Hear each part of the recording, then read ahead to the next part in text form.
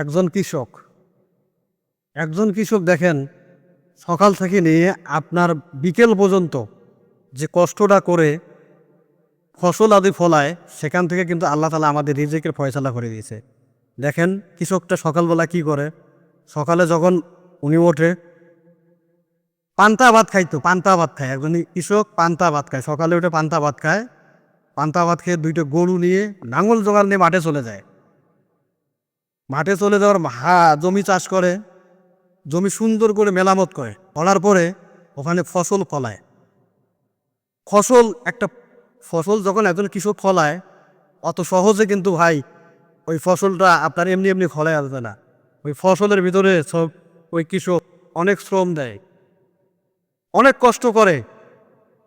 সেই কৃষক এত কষ্ট করে আমাদের জন্য ফসল উৎপাদন করে, সেই ফসল আমরা খাই। আমরা যখন নিয়ে আসি, কিনে নিয়ে আসি, আমরা তো টাকা দিয়ে কিনে নিয়ে আসি, আমরা টাকা ইনকাম করে কিন্তু কিনে নিয়ে আসলাম, কিন্তু কৃষক যে কষ্ট করে ফসলটা তৈরি করলো আমাদের জন্য, বা আল্লাহ তাআলার রহমত ছিল বিধায় ফসলটা আজকে ভালো হয়েছে, আমরা খেতে পাইতেছি, সেই কৃষককে আমরা কেউ মূল্য দিচ্ছি না।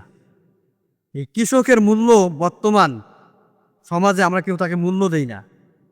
আসলে এটা কোন ধরনের আমি বুঝি না। আরেকটা জিনিস দেখেন, খেয়াল করেন, একজন রিক্সা চালক, এই রিক্সা চালক ভাই অনেক গরিব মানুষ, যারা গরিব মানুষ তারাই কিন্তু ভাই অভাবে পড়ে রিক্সা চালায়। তারপরও এই মানুষটা কিন্তু অনেক সুখী, অনেক শান্তিতে বাস করে। দেখেন এর পরিবারে কোনো ঝুট ঝামেলা নাই, এর কোনো টাকা পয়সার চিন্তা নাই। এর কিন্তু ওই সারাদিন রিক্সা চালিয়ে যাওয়া, যখন একটা ভাত খেয়ে ঘুমায় পড়ে অটোমেটিক তার ঘুম ধরে যায়।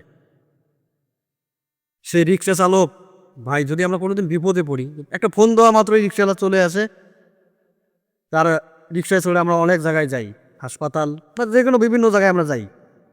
দিন শেষে দেখেন ওই রিক্সা চালকটাই চর থাপ্পড় খাচ্ছে।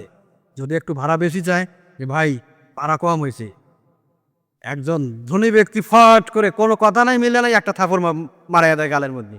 কেন ভাই আপনি লোকটাকে থাপ্পড় দিলেন? ও উচিত ভাড়াই চাইছে, আপনার কাছে বেশি চায় নাই।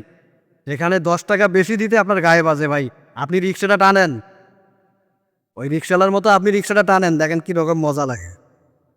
এই রিক্সা টানে সেই কষ্ট বোঝে।